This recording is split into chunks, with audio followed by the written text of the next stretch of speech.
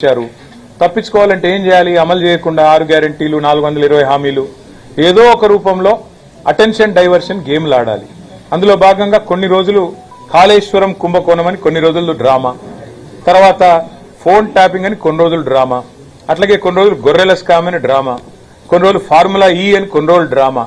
ఈ 2 ఏళ్లు ఈ డ్రామాలు, క్రైమ్ కథా చిత్రాలు, హారర్ చిత్రాలు తప్ప రేవంత్ రెడ్డి గారి ప్రభుత్వం సాధించింది, ప్రజలకు ఇచ్చింది ఏమైనా ఉందా? దయచేసి మీరు కూడా మీడియా సోదరులు కూడా ఆలోచించాలని నేను కోరుతా ఉన్నా. ఇవాళ మమ్మల్ని మన హరీష్ రావు గారు వారి బొగ్గు కుంభకోణాన్ని బయటపెట్టినారు.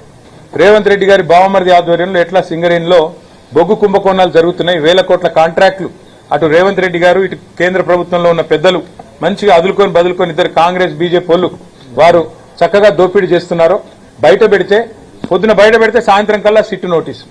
నేను అందుకే అంటా ఉన్నా, ఇవాళ సిట్టు వేయాల్సింది ఎవరి మీద? పొంగులేటి శ్రీనివాసరెడ్డి రాష్ట్ర రెవెన్యూ శాఖ మంత్రి, వారి కొడుకు గుండాగాళ్ళని తీసుకొని పోయి భూములు కబ్జా చేస్తా ఉన్నాడు, ప్రైవేట్ భూములు. వారి మీద సిట్టు వేయండి. ఇవాళ రేవంత్ రెడ్డి గారి బావమరిది సృజన్ రెడ్డి డైరెక్ట్ గా బొగ్గు కుంభకోణాలు చేస్తున్నాడని ఆధారాలతో చూపెడితే వారి మీద సిట్టు ఉండదు, ఏ విచారణ ఉండదు.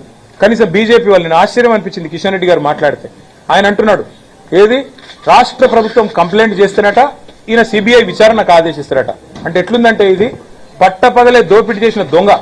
నేను దొంగతనం చేసిన అనుభవం ఇవ్వడం చెప్తాడా పోలీస్ స్టేషన్లో? దొంగ అని చెప్పి మేము ఆధారాలతో సహా చూపెడుతుంటే కాదు కాదు కాదు దొంగనే ఫిర్యాదు చేయాలి, చేస్తే మేము విచారణకు ఆదేశిస్తాం. ఇంత అసహ్యంగా, ఇంత ఎబ్బెట్టుగా ఇవాళ కేంద్ర ప్రభుత్వ వైఖరి ఉంది.